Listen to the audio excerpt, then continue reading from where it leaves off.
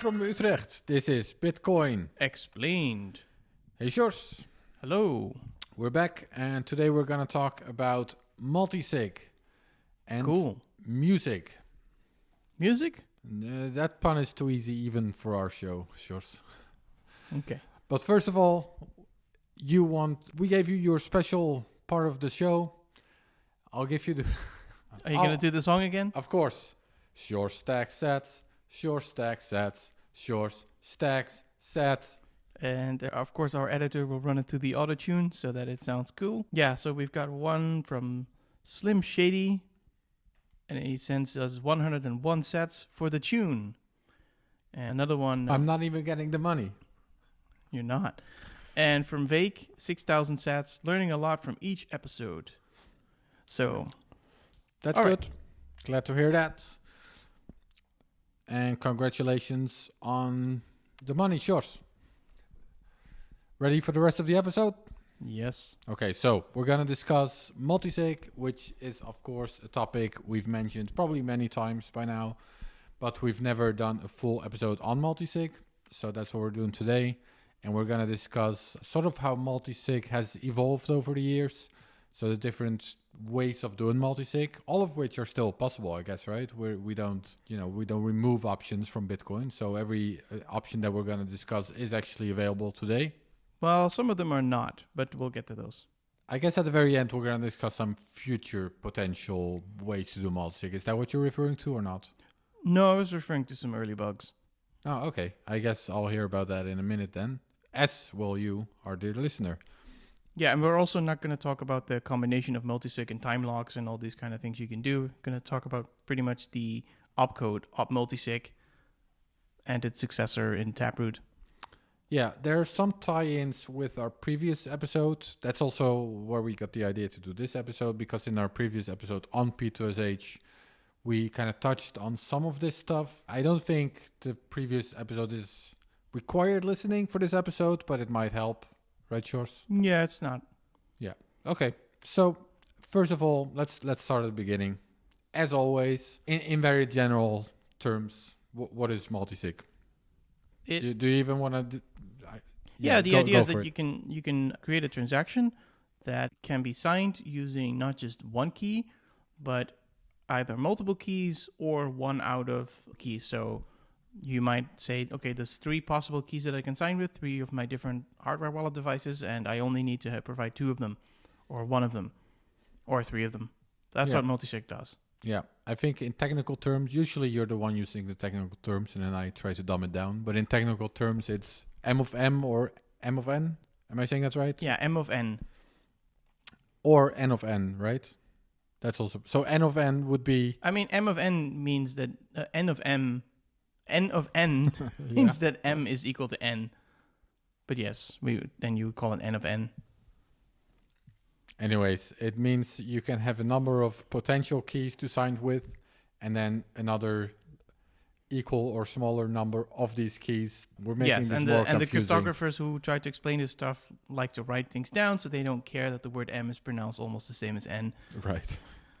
Okay, well, I think everyone knows what multisig is anyways, so we don't have to really get into that. Yeah. Well, okay, one more thing. Why would people want to use this? Do you want to give some examples of that? Yeah, I mean, the initial use case was, a thought of use case was escrow. So the idea would be that you would send money to a third party, but then there would be an escrow agent in the middle who would hold the money for you. And the idea is that this escrow person or company would have one key, and you, the sender, has one key, and me, the recipient, has another key. And then you need 2 out of 3. So I send it to the escrow, and then if we both agree, we both sign, and it goes away from the escrow. The escrow agent is not necessary. If we disagree, then the escrow agent will either, will provide a signature either to send it back or to send it forward. Yeah, or another way to use this is something we've discussed in a previous episode about smart contracts, maybe, I think, where we can sort of construct proto smart contracts using this, where we, for example, bet on, I think the example we used was the winner of the World Cup, and then we have a neutral party, and we all, the 3 of us have a key. you and I bet. Yeah, that was in the episode about discrete log contracts. So you can do you can do Lightning, obviously, that also uses multisig. So, but the initial use case I think was escrow, because that's sort of what people were talking about in the comments on GitHub, and even in the source code, it was kind of referring to escrow. But obviously, you can do more with it. Yeah. Well, another very basic example is, for example, you split your own funds across multiple keys, right? So you send your own funds, you save your money, your Bitcoin in a multisig address of your own, and you, for example, have 3 keys, and you keep these 3 keys on 3 different machines. Could be 3 hardware wallets, for example, and you store these hardware wallets in different locations. That way, a hacker would have to steal 2 of your 3 hardware wallets in order to even have a chance to get your funds. Yeah.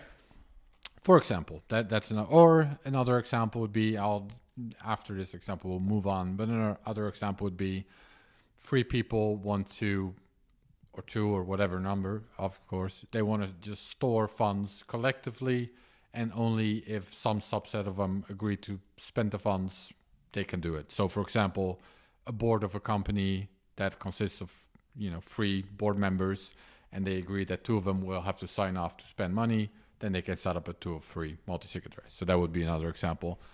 And there's plenty of other examples, but we won't bore you anymore with that. We'll get to the meat of the episode.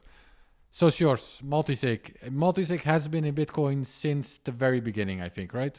Yeah. Satoshi. I thought you were going to make a pun about raw meat, but Feel free to make it. What's the pun? well, the original version is called raw multisig, or actually it's called bare multisig. There's some potential for a pun then. Wrote it down incorrectly. You're right. Let's get to the raw multisig of the episode, Sjors. So it's been in Bitcoin since the very beginning. Satoshi implemented multisig. Yeah, so right? From the beginning there was an opcode, so that's one of the commands that you can put in a script, and it was just called op multisig, and its sister op check multisig. And this was, well, the idea was that this you would put as the recipient, you would provide the script saying op multisig, and then you would also provide 2 or 3 or whatever keys, and you would specify the threshold. So you would say 2, and then you would list 3 keys. That would mean you need 2 out of 3 signatures to satisfy the script. Right. And there was no address format for this to be able to communicate this. So we talked about that with P2SH, because the sender, will have to put that script on the blockchain. So that means if you wanted to do a 20 out of 20 multisig, the sender would have to make a very long transaction and pay the fees for your complicated setup. Yeah, that was one of the problems, right? So I'm the one, I want to receive the coins in a specific way, but now you, Sjors, who are sending the money to me, you have to pay for that rather than me having to pay for it. That was one of the problems with the original multisig. Yeah, so and the fact that there's no standard address format for it, although that, of course, that could be invented. Now, the more interesting part is that originally this had no limit. So you could, at least from a consensus point of view, I don't know about standardness. So standardness is what nodes will relay to each other and what miners will mine by default. But consensus means that even, if it's in a block, you're going to check by less strict rules. And there was no limit on the size of a multisig, as far as I know, in the consensus rules. And this is a problem because verifying signatures... So hang on, you could make a 6,382 out of 18,723 multisig? As far as I know, yes. There may have been a limit on the size of the transaction itself, but that's it, yeah. That's pretty good. So that was pretty cool. What's the problem? This sounds great. Yeah, the problem is the way the script is evaluated, the way the blockchain basically checks the validity of the script. And roughly this works as follows. You take the pile of public keys, and then the person who spends it will have to provide 1 or a whole pile of signatures. Now, they have to be in the correct sequence, so it's not a random order. That would have been even worse. But they have to be in the right sequence, but there could be gaps, right? So in the simple example of 1 out of 3, I'm providing 1 signature, and there are 3 public keys. Now, what the script does is it will look at the signature, and it will look at the first key. It will see if the signature is correct for that first key. If not, it will look at the second key. It will check if the signature is correct for the second key, and if not, it will try the third key. And if you have 2 out of 3, it's a little bit more efficient. So it will look at the first, if you have 2 signatures out of 3, It will look at the first signature using the algorithm I just described, and then if it finds a match, it tosses that signature and that public key, and then it moves on to the next one. So they do have to be in the correct order, because otherwise it won't find it. But it's still pretty slow, because if you have a 1 out of a million multisig, then you're going to try a million public keys before you find it. So well, only if it's the very last one, right? You might Yes, get lucky, exactly. it might be the first one. Yeah, but if you're trying to attack Bitcoin, you make sure that Bitcoin does not get lucky. Right. And if it's the 6,852 out of 18,731, I guess the math gets very complicated, but the bottom line is it will take your computer a long time to verify this.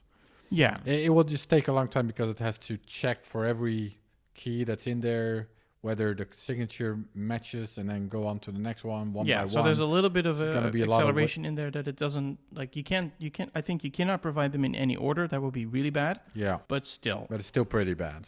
Yeah. So it was bad enough that Satoshi decided very quickly in September 2010, to add a limit to say you can only have 20, as in 20 pub keys.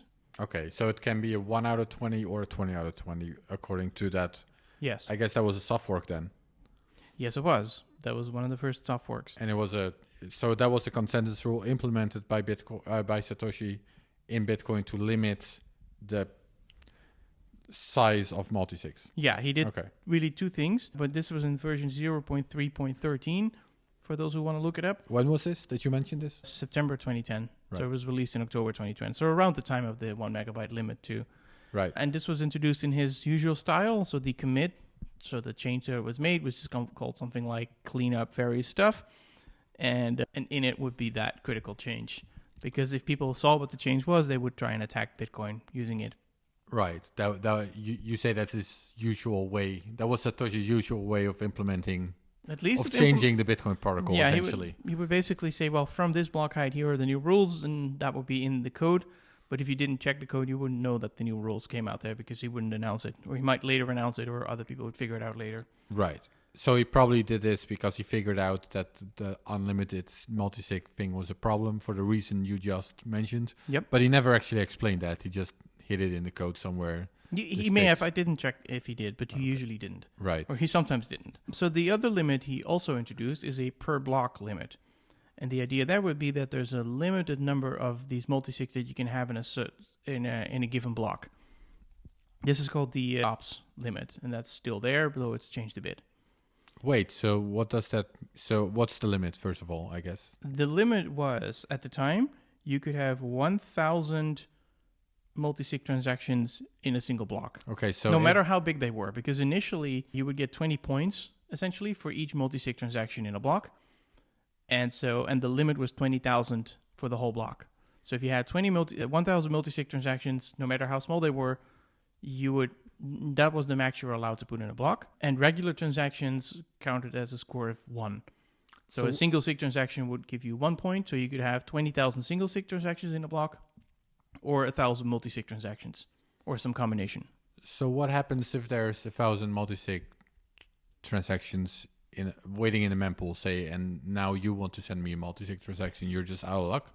No, the mempool can have as many as you want. Yeah, but it's not going to be included in the block. No, it'll go into the next block.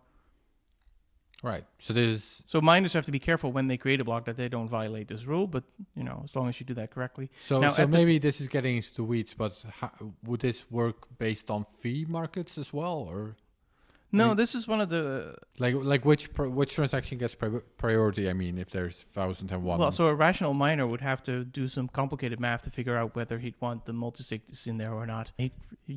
So that's just, at the time there was no fee market, so that helped. And also, if you looked at the original mining code, so at the mining code, the standard mining code as it existed at the time was very conservative. I think it would only put in maybe 20 of them, or like some really small number. Oh, because there were almost no multisig transactions anyway. Right. Of course, any miner could do it differently, but he was pretty much the only miner, probably. So. Yeah. Just to be clear, because we're talking about this kind of in the past tense, but does this limit still exist in Bitcoin? I know we do other ways of doing multisig now, but just does this technical limit still exist? Yes, and we'll get to that in P2SH. The limit is slightly more intelligent. Okay. But for this bare multisig, so multisig without P2SH, and for P2SH multisig, this limit exists. Today. Yes, but not for Taproot. Right. Interesting. I don't think I knew that. Yeah, so I don't know how that plays into the fee market. If there's too many multisig transactions candidates, yeah, I guess then as a miner you'd have to do the math. What makes more sense, to include the transaction with the higher fee, but it has a multisig? Are you going to kick out some other transaction, or are you going to say, well, I'd rather have the single sig transactions than the multisig transactions because, how the fees work out, because you get a limit. Okay, so we're going to talk about other ways of doing multisig, but my curiosity is triggered now. So spoiler alert, we're also going to talk about P2SH multisig, SegWit multisig, Taproot multisig, and Musig. Which of these types of multisig are relevant in context of this limit? Is it only bare multisig, or are other... All of them except Taproot. Really? So SegWit multisig is also affected by this limit?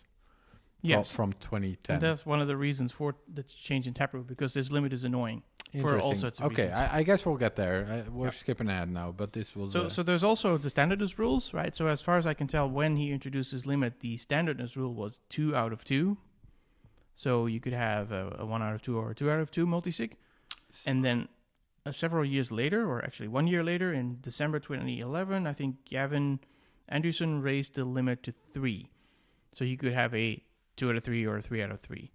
Right. Okay. And we know that because that limit led to the op-return wars that we did another episode on.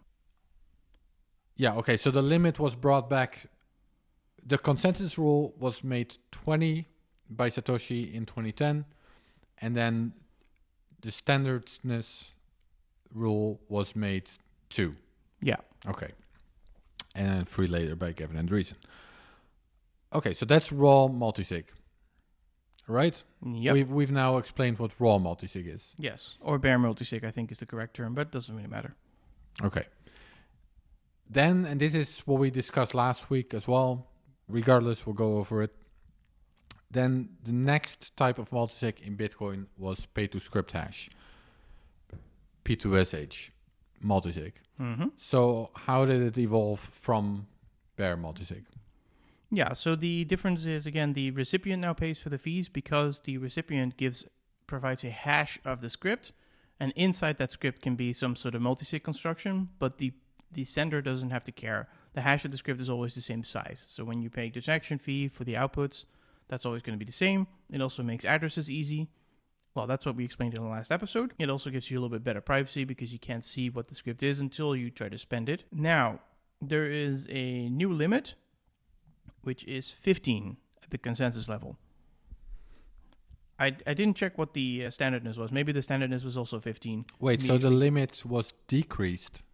Well, the consensus limit was decreased from 20 to 15, and the standardness limit, I think, was increased either immediately or later on to 15.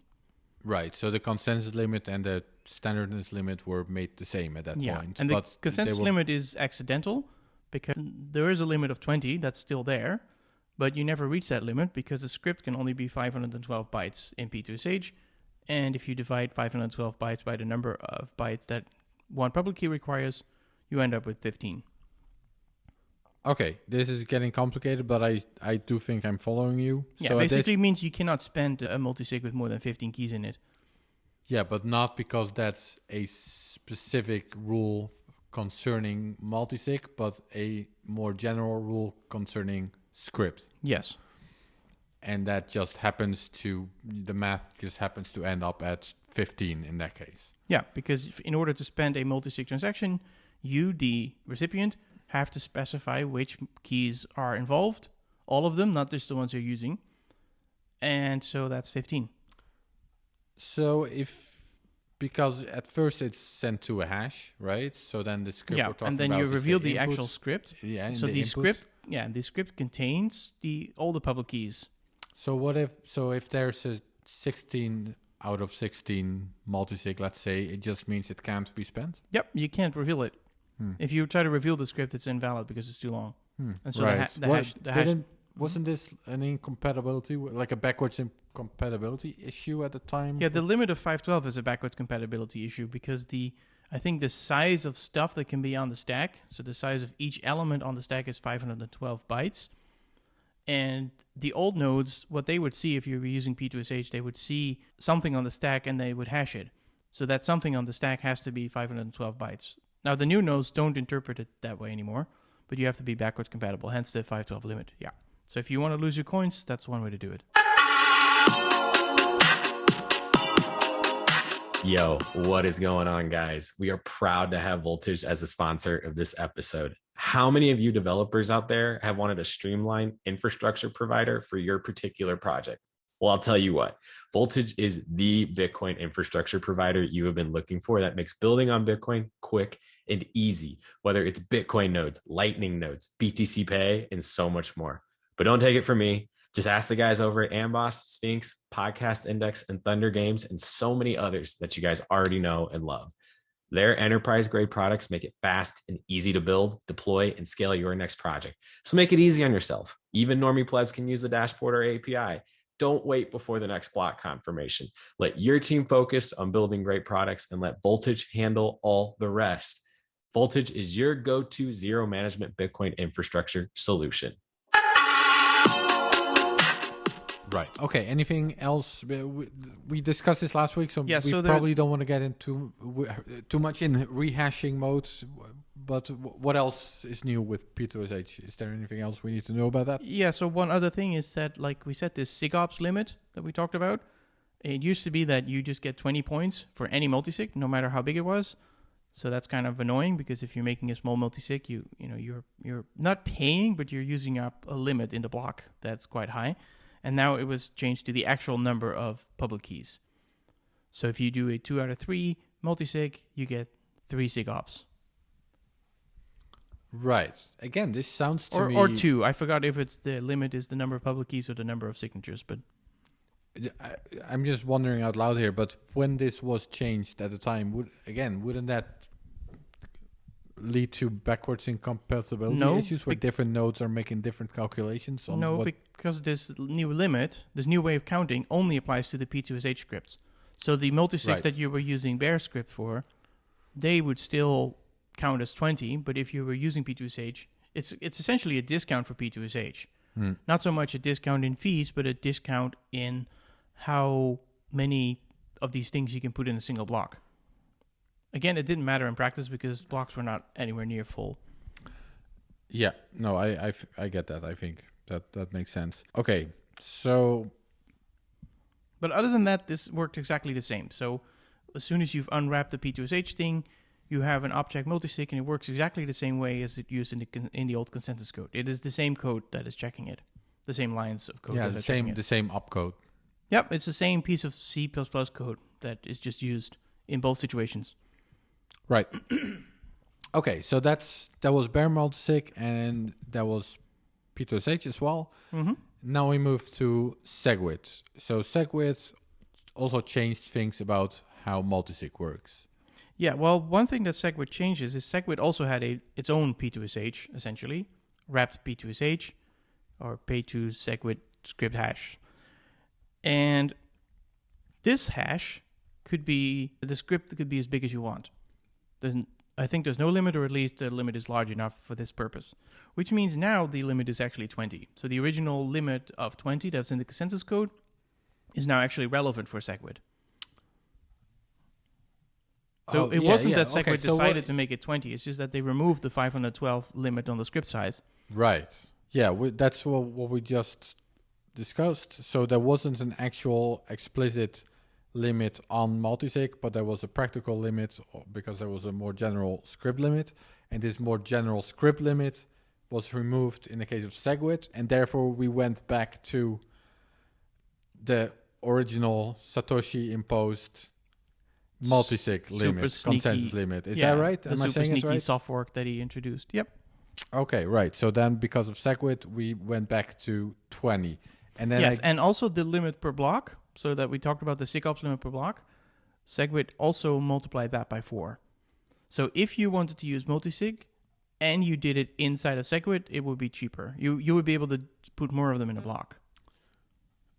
Okay, where now I'm getting lost again. So where is this limit? Does this question even make sense? Yeah, the SIGOPS limit is per block. So there is a counter that says the number of SIGOPS, Mm-hmm. and every time it sees a normal signature, it says, okay, 1, it sees another normal signature, now it's But 2. it's all in the witness, right? Doesn't matter where the signature is. But this counter is different for where it is. So before SegWit, there was one counter, and if it saw a single sig, it would give you 1 point. If it saw a multisig, it would give you n points, depending on what n was. Yeah. Except if it was a raw multisig, then it would give you 20 points. Yeah. Now, the new rule is that all of these examples from before would get 4 points. So that was multiplied by 4. But if it was in SegWit, it will only get 1 point. Yeah, that's the weight limit, essentially, what we're talking about, It's right? the same trick as with the weight limit, but it is not the same thing. It's a different counter, but it gets the same discount as everything else with SegWit. I see. Okay, so once again, we're talking about a specific limit on. Well, I don't know multi- what but the there's reason. a point system. Yeah, the point Okay, system the, was the point. The thing is, we're not talking about the block size limit itself. We're talking about another type of limit for the types of transactions that can be put in blocks, and that the different transactions can score different points. Yeah, and for it- some reason that was also multiplied by 4. I don't know what the reason is, because as far as I know, the problems with this inefficient evaluations are still there. Yeah. Well, my mind is going to why wouldn't that be backwards incompatible? But I guess the reason is because it is in the witness, so you can just do whatever at that point. It doesn't have to be backwards compatible because all the nodes don't see the witness, right? Exactly. Okay. Okay. All the nodes are only looking at the older transactions, and because that score is multiplied by 4, it is effectively the same thing. Well, they're also looking at new transactions, just not the witness part. Yeah, so they're seeing all these new transactions, and they don't see the script of those new transactions. They just ignore them. Yeah. So they don't count the number of signatures in it. Right. Okay, Yep. so there was still a limit when SegWit was imposed, which was 4 times what used to be the limit. Wait, Per wait, the number what's- of basically the number of signatures per block was per block, increased by right? 4, and I guess that makes sense. To remind me and our listeners, maybe if they have a same type of memory as I do, what was the original limit? What did we say? 20,000, and so it became 80,000. Oh yeah, but that was 1,000, right? Because it was 20 points per. Well, only if you had these 20 out of 20 mils. So in practice, the limit before SegNet was about 1,000 multisig transactions per block if they were using the full size. A bit more because the full size was 16. Right. And with SegWit, you could do more, basically 4 times as many. Okay, sure. Is there a nice where? But I'm not aware of a single block that was produced that was violating that limit. And I don't know if that's because miners are brilliant or just because there's not that many multisig transactions and nobody hit the limit, or because the miners use Bitcoin Core and Bitcoin Core makes sure you don't make that mistake. Real quick, if people want to look up what all these limits are, especially the current limits, I guess, is there a nice website for this or something? Where are you finding this? The Bitcoin Core source code, Oh, God. mostly, Well, I guess, like you said, wallets are taking care of it, sometimes. hopefully. Okay. Okay, so that's SegWit. I think we've discussed how SegWit changed multisig from P2SH, right? Yeah, and it's a very small change. Okay. Then there was another update to how multisig works when Taproot was introduced, right? Ta-da! Yes. Okay. So what changed with Taproot? Well, Taproot got rid of the op multisig opcode, the specific opcode. Because of this weirdness that you just throw a bucket of signatures and public keys and you don't tell which public key corresponds to which signature, that weirdness is all gone. So basically the reason that we even have limits on this kind of stuff. Yeah, and it was replaced with something a little simpler called opchecksig add. And what opchecksig add does is it basically checks the signature and then it adds the number 1 to the stack. And so it's essentially a counter. So what you do is you say, okay, you call this opchecksig add 10 times. And so if that gives you 10 valid signatures, then the number on the counter is going to be 10. And then at the end of the script, you say, okay, is the number more than 5? And then you've created a 5 out of 10 multisig. So you don't create one line that says this is a multisig. It implicitly is a multisig by using this opcode in this intelligent way. Okay. what does that mean? Why is this better? So this is Well, it's Yeah. better because when you call this object-sig add, when you, as the spender, when you're spending it, you don't just give it a pile of signatures. You actually have to specifically say for each public key which signature you're giving. And the way you do that is by if you don't have a specific public key, because let's say you have only one out of the 3 keys, then when you don't see your key, you just give it an empty signature. And then when you do see your key, you give it a real signature. And this makes the evaluation of the script a lot easier because now the rule is every signature is either valid or it's empty. And this also means in the future we can aggregate signatures. So we can basically evaluate the script and just say, okay, every time we see object-sig add with a signature, we just kind of assume that it's correct. And then at the end of the block, we take all the public keys and all the signatures and evaluate them in one go with this key aggregation tricks. Which would make block evaluation faster. Let me try to make this very sort of practical. See if this is kind of a translation of what you just said. So if I have a 12 out of 15 multisig and I'm spending it, and there, at this point there's 15 pub keys, and I'm saying these are signatures numbers 1, 2, 3, 6, 8, etc. Yeah, exactly. And so now you know exactly, the rest of the network, all nodes know exactly where to look and check it. Yeah, whereas in the original one, you would just give 12 signatures and the network would have to figure out which signature belongs to which key. Yeah. Okay, that makes sense. That sounds like a sort of very obvious improvement. That makes me wonder, why wasn't this already the case? Was it just originally kind of sloppy implementation by Satoshi, or well, I think how should we think about this? I'm not entirely sure, but one of the things is that because Taproot also introduced Schnorr, and these signatures are Schnorr, they're not ECDSA, if I remember correctly. They are easier to aggregate in general. So this new way of doing it can take advantage of Schnorr. So there was not as good a reason to do this earlier because things like aggregating keys was not really a practical thing with ECDSA. I didn't realize we're not talking about aggregating keys yet, no, but right? it basically means in the future we could, without a soft fork even. Because what you can do is you can take a block, and now we evaluate the script, and while we evaluate the script, we have to evaluate every signature. We have to check every individual signature, which is very slow. But in the future, what you could do is you could say, well, we're going to evaluate all the scripts, we're going to pretend that they're okay, and then at the end of the block, we're going to evaluate all the signatures in the block, or at least all the Taproot signatures in the block, in one operation. And this would be faster than doing it as individual operations. So by enforcing this structure, now we are making it easier later to make the validation faster. Okay, so that sounds to me like that's a good reason to do it this way. But even without that, it's still better to do it this way, right? Probably yes. Yeah. I mean, yeah, very probably. Is there a downside? It just sounds like this is less work. Yeah, well, the downside is it's more, I guess, a bit more tedious to write the script, but I don't know if that really matters. Okay. The script might be bigger. Right. But I guess there's no limit anyway to the script size, so... Yeah, no, so this is better, yeah. But it may have not been worth the risk of making a consensus mistake if the advantages are not big enough. And nobody really needs those really big multisig things. It's just that this happens to make it possible to make a 999 multisig. So which is now literally possible. Yeah, so Mr. Burak did a demonstration. He made a 998 out of 999 multisig. Yeah. But as far as I know, he could have done a 999 out of 999 multisig too. I'm not entirely sure. That's the transaction that crashed the BTC-D nodes, which we also made an episode about. Yes, 2 episodes even, because we talked about it in the second episode after that, about the second attack. Okay, but just hold on, because I don't think we've mentioned this explicitly.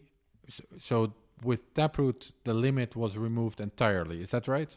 Yeah, so object-sig add has no limit itself. This is the new multisig opcode. Yes. It intrinsically has no limit because all it does is it checks one signature and it adds a number to another number.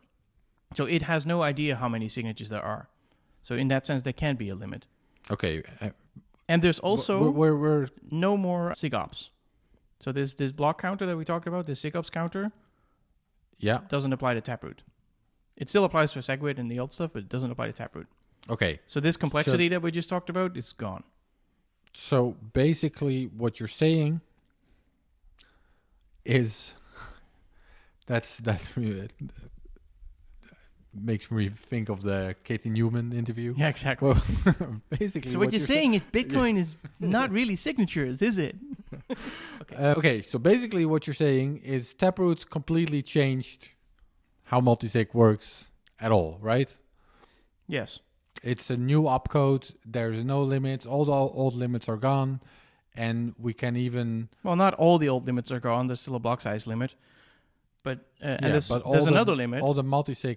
Oh, there's another limit? All the limits we just talked about are gone. Okay, yes. I agree. Right. But there was another limit out there that we never ran into because our multisigs were very small because of these earlier limits. But now, if you try to make the multisig bigger and bigger and bigger, you run into another limit, which is called the stack size limit.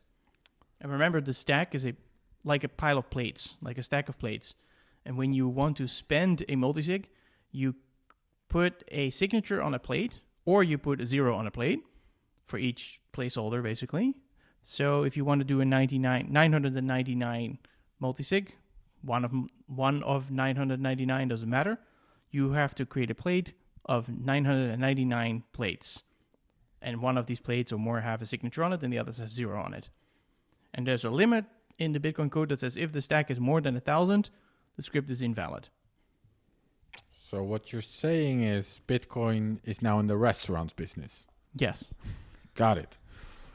And in case the listener is curious why the limit is 999 for the multisig and not 1,000, it's because the stack can only be 1,000.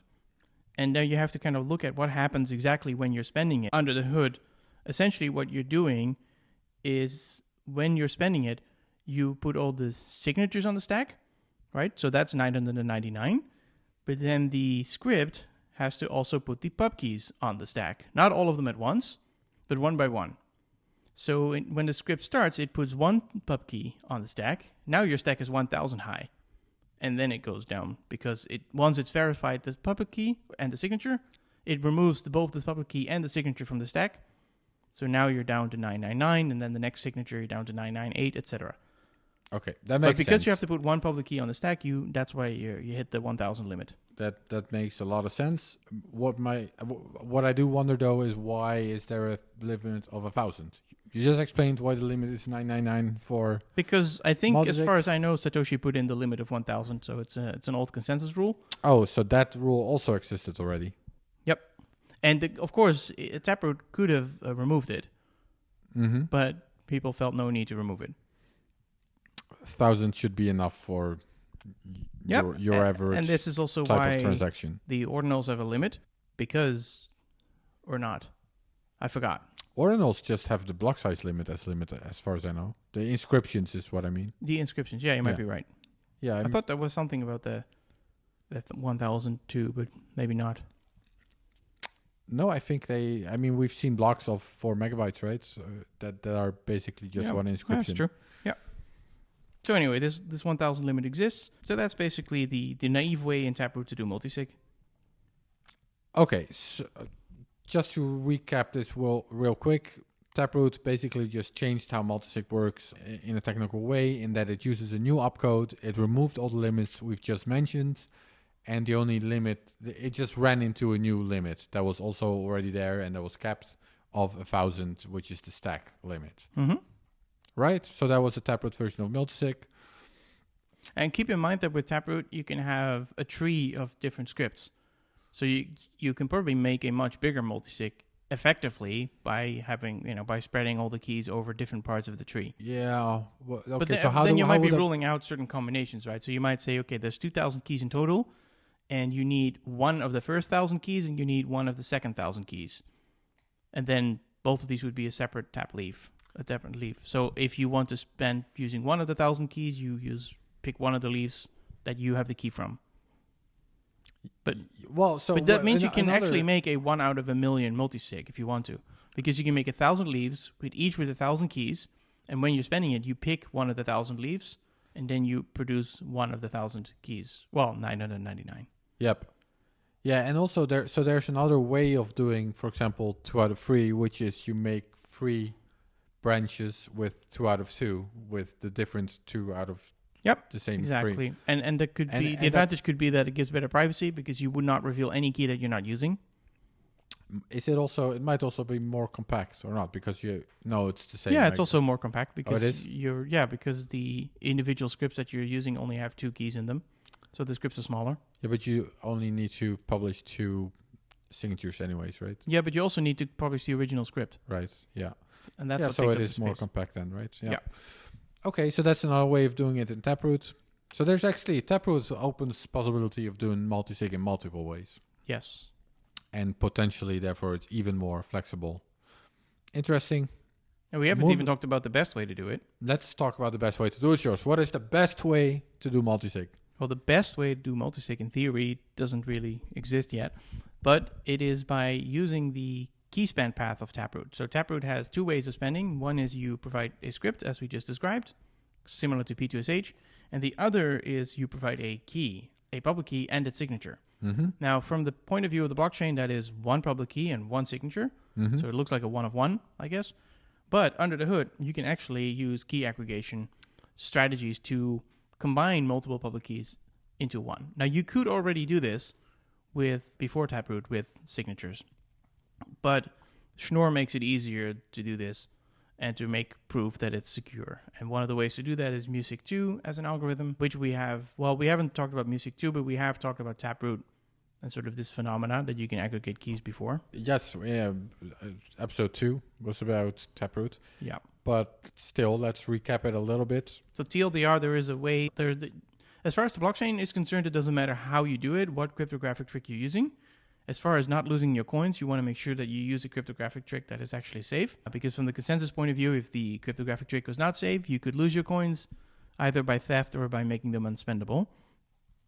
And Musig 2 is a paper by the blockchain folks, and there's even a BIP for it now, that is basically it describes a procedure of how to make these keys. And they are n of n, so 1 of 2 of 2, or 3 of 3, or 4 of 4. And it describes exactly how each of the participants come together and construct a key, and then how the participants come together and sign a transaction in a way that's safe. Yeah, so basically, Taproot, we always call it Taproot, but I think the official name of the upgrade was Snor Taproot, right? Because the other big thing it did was Add Snor. Snor, another type of signature. And the sort of very simple way of explaining how this would work is you have several public keys, and you create several, which also have several private keys, of course, and then you create several signatures, and you can essentially just mathematically add up the public keys, and you get a new public key, and then you can also add up the different signatures that you created with the different private keys, and then the signatures also add up to a valid signature for that valid combined public key, right? That's exactly right. Yeah, so that's why you can, for example, have 3 people, all 3 have their own public key, but then if they all 3 sign off to a transaction, then their combined signatures would match their combined public keys, and therefore you can spend it. All the while, on the blockchain itself, it looks like a very regular 1 out of 1 transaction. Yeah, and there's the caveat there is that if you do it in the naive way, which is just to add up the keys, which you can do from a mathematical point of view, then it's not safe, but we can get into that some other episode, or never. Yeah, or maybe, is there a 1-sentence explanation? Like, I mean, why is it not safe? If you Google something like rogue key attack, so the idea is that I give you my key, and then you give me your key. But if you're mean, then you could actually take my key and put a minus in front of it, and so you would use minus my key. And so if I add my key to your key, that's 0. Basically the effect of that, and that means you can steal the money. And of course you wouldn't do it that way. You would probably add another key to it so that I wouldn't be able to see it, but it basically boils down to that if you can take the negative of my key, you can steal my money. And that's prevented with some tricks to make sure you can't do that. Right. That's a pretty decent 1-sentence explanation. That's not the only way you can get fucked, but that is definitely the most. Right. So Musig, it spells Musig, in case anyone was wondering. it's short for multisig. That is available in Bitcoin now, right? People can do it if they want to, since Snore is there. I think and if they it have uses to, Snore. but they'd have to write their own wallet, basically. Or Right, use so it's available. I mean, we can't even know if people are using it because Exactly. it would just look like 1 out of 1. Precisely. But as far as you know, as far as I know, there's no wallet that's actually using it now. Nope. Okay, so it's conceptually I possible. think, though, that there are Lightning implementations that are using it or are almost ready to use it. Because one nice use case, because the music ritual, as we could call it, is a bit complicated for humans to do, but it's very easy for machines to do. So when two Lightning nodes talk to each other, they create a 2 out of 2 multisig, and they can use Musig for that. And it's relatively straightforward for Lightning to add that. So that might already be happening or happening soon TM. Now, the downside is it's n of n, and so there are other proposals out there that will let you do m of n, so 2 of 3 or etc., in the same way that looks like one signature. Those, I think, are a bit more experimental, but coming. Are we still talking about music, or would this get No, a they would new not be name? called. They would have a new name. Okay, but it's essentially using it's the same Snore trick, right? In the end, as far as the Bitcoin chain is concerned, it's just Schnorr. And in the future, somebody can come up with completely different ways of doing this. So that's the nice future-proof aspect of this. Now you can combine. What do you mean by completely new ways of doing this? Well, some new algorithm. So Musig 2 has a specific way of saying take your key, then take the next key, and do this hash on this key, and do this hash on this other key. And you can have a different way to do it, as long as the end result is a Schnorr signature. Sure. Okay. Yeah. And so the other thing to mention, and then I think we've pointed out everything, is that you can combine these two things. So you can use in the check-sig add opcode, you don't have to put a single signature in there. You can also put a Schnorr threshold signature or multisig in there. So you could have 1 trillion out of 1 trillion 1 out of trillion multisig, for example, right, where the way to spend it, I don't know, some sort of weird threshold signature inside a tap script. So you'd need 1 out of 1,000 keys in order to create a regular Schnorr signature that is then part of one of the leaves that is part of 1 million different leaves. Or sorry, that is one. So again, 1 out of 1,000 signatures keys will allow you to produce a valid Schnorr signature that will look like a 1 of 1. You put that inside the check-sig add in one of the leaves, which each have 1,000 possible keys, and then there are 1,000 leaves. So that is a 1 out of 1 billion multisig. Could we make a multisig that's big enough for all of humanity and sort of to protect us? Yeah, I mean, this would be a 1 out of 1 billion when they come. Well, okay, what would be the best threshold for that, you think? Well, the opposite would be like a 4 billion out of 8 billion multisig. So just majority, you think that's good? And so that would definitely require something like a Musig or probably a threshold signature, because you can only have 1,000 in each of the script leaves. So each of these 1,000 keys will have to represent the majority of 1 million people or so in order to get there. And the question is, can you make an algorithm that lets 1 million people combine their keys and signatures and produce a signature? I don't know if that's possible, because a lot of these algorithms, they get exponentially slower. So as you add more participants, it doesn't take twice as long. If you add more participants, it might take 4 times as long. And so if you add 1 million participants, it gets 2 to the times million harder or something. Yeah, but maybe not if it's 1 million out of 1 million, right?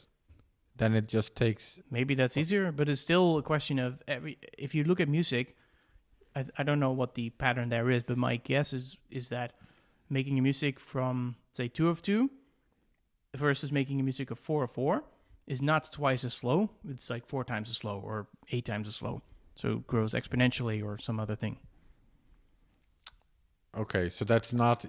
But you'd have to ask the Blockstream cryptographers. They probably can give you a chart that shows exactly what happens when you do 1 million of them. Right. My guess is it'll get exponentially hard and it'll break down.